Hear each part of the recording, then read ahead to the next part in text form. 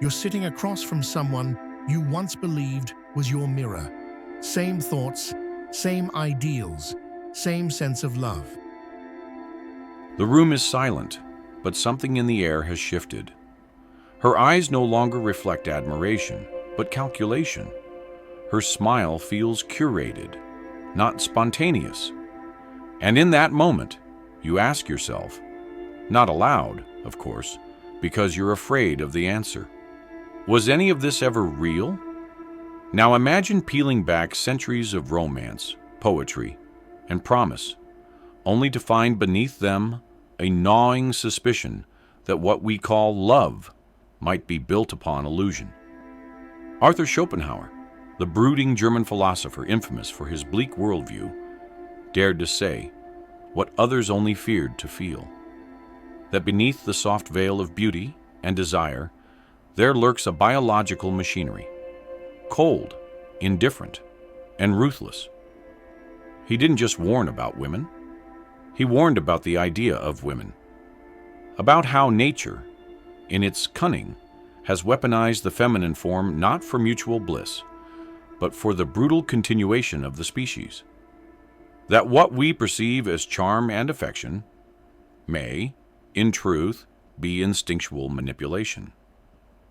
How do you reconcile the warmth of a lover's embrace with the chilling thought that it may have never been about you, but about your genes?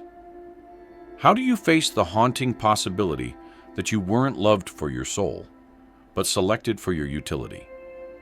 What if everything you've been told about love, about connection, about femininity, was designed not for your happiness, but for your compliance? This isn't about cynicism. It's about clarity.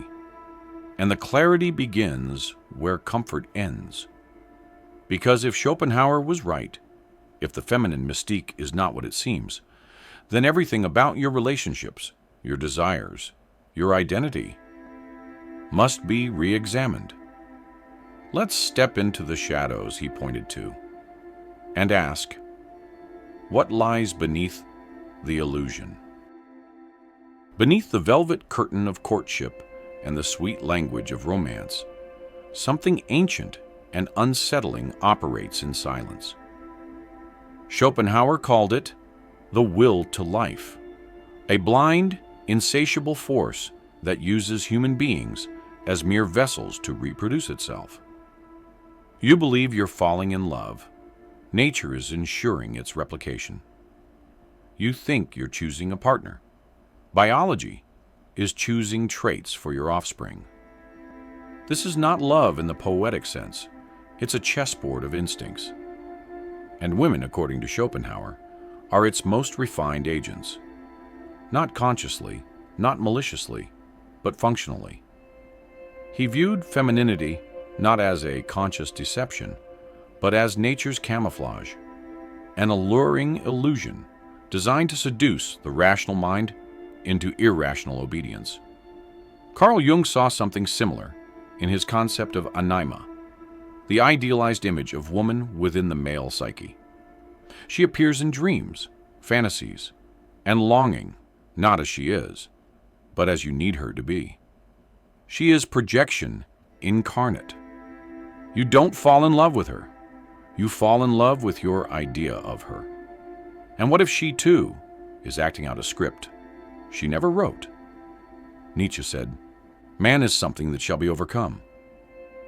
But what if woman, idealized, deified, aestheticized, is something that has already overcome man?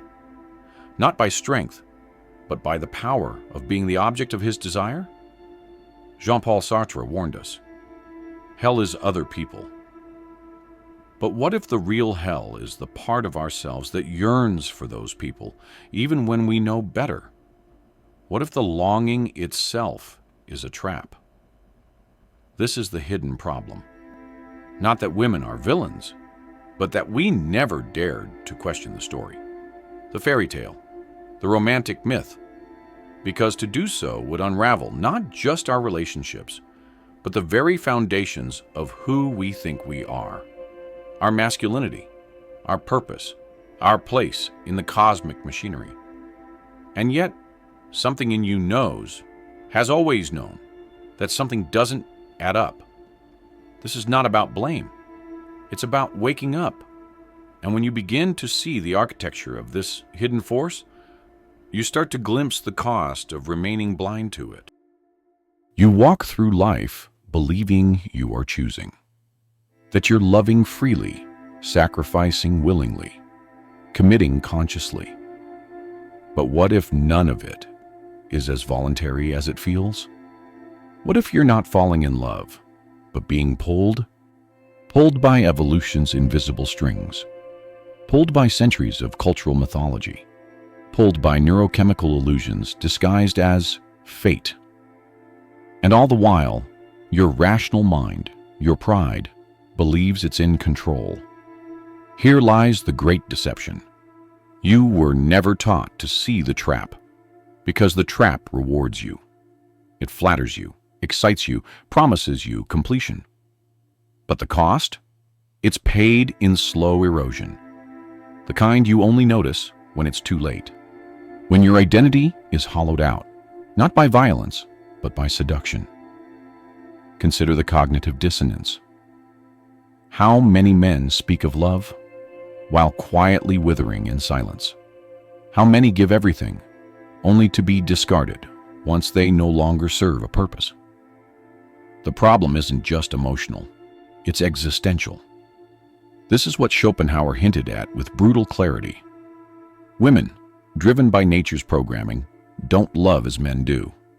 They select, they secure, and when the selection no longer serves, they adapt. Not out of malice, but because nature demands it. What men call betrayal, nature calls survival. And modern society only intensifies the illusion. From fairy tales to Hollywood romances, from Instagram validation to dating apps engineered to exploit your need for significance. Every layer reinforces the script. You are not just chasing connection. You are being conditioned to need it, no matter how toxic the cost. Your dopamine system gets hijacked. Your self-worth becomes entangled in her attention. You begin to lose the distinction between who you are and who you're trying to be for her. This is not love. It's addiction, disguised as devotion. And in this silence of the soul, something dangerous festers. Resentment, confusion, self-betrayal. Because when you wake up from the illusion, you're left not only questioning her, but questioning yourself. But the awakening isn't over. Because now comes the most vital question. Can you escape this cycle? Or are you destined to repeat it? Now, let's rebel. You don't break free by hating the illusion.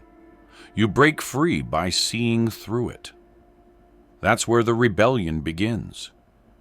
Not with anger toward women, nor bitterness toward love, but with the death of the lie. The lie that you were ever meant to be completed by someone else. That you were born half of a whole. That your purpose is to earn the gaze, the touch, the approval of the feminine. Freedom begins where longing ends. Schopenhauer's bitter truth was not a condemnation, it was a challenge. To stop begging for meaning in the eyes of another. To see that the will to life, which drives us to seduce, to please, to sacrifice, is not romantic, it's mechanical. And the only way to escape the machinery is to transcend it. Do you dare? Nietzsche would say yes. He spoke of the Übermensch, the one who creates his own values in a godless world. The man who looks into the abyss and smiles. Not because he's unfeeling, but because he's awake. You can be that man, but not while you're still seeking to be chosen. The moment you realize that no one is coming to save you, not a woman, not a soulmate, not even love itself, is the moment you are finally free to become. There is a power in withdrawing the projection, in seeing her not as goddess or devil, but as human, flawed, conditioned, trapped in her own script And when you stop playing your part, the whole theater collapses. Jung wrote, "The privilege of a lifetime is to become who you truly are." But you cannot become that man while addicted to her approval. You cannot see yourself clearly while her gaze defines your worth. You break free by choosing solitude over seduction, by replacing need with curiosity, by building not a love story, but a self. This rebellion is not loud. It is silent, steady, inward. You begin to speak less and observe more. You stop chasing and start creating. You detach, not in cruelty, but in clarity. And in that stillness, something terrifying and beautiful begins to surface. Are you ready to face it?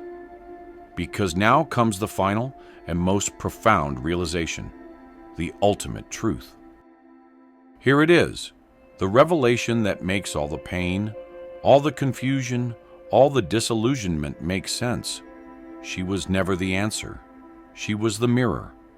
Not a mirror of beauty, romance, or destiny, but a reflection of everything within you that remained unresolved. Your longing? That was the echo of your own fragmentation. Your obsession? A symptom of a self not yet whole. The illusion of love? A desperate plea from your soul to return to yourself. Schopenhauer wasn't warning you about women because they are villains. He was warning you about your need for them to be angels. And that is the final truth. The pain you felt was your own shadow reaching out for resolution in the wrong direction. You thought she betrayed you.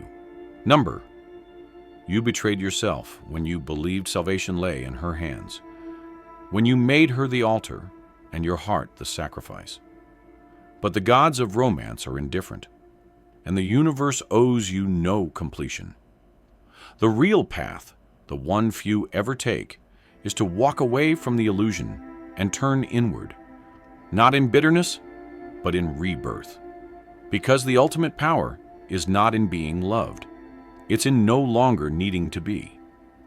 Viktor Frankl, who stared into the abyss of Auschwitz and emerged with his soul intact, wrote, "Those who have a why to live can bear almost any how. Your why cannot be her. It cannot be anyone. It must be you." And when you finally grasp that, truly feel it, not just think it, a shift happens. Women are no longer temptresses. They are no longer saviors. They are no longer the story. You are. You are the author. You are the flame. You are the source you were so desperately searching for in her eyes. And now the search ends. Let them call it loneliness. You will know it as liberation. Let them call it cold. You will know it as clarity. Let them call you mad for walking away from the dream. But you will smile because you woke up. And in a world drunk on illusions, there is nothing more radical than becoming real.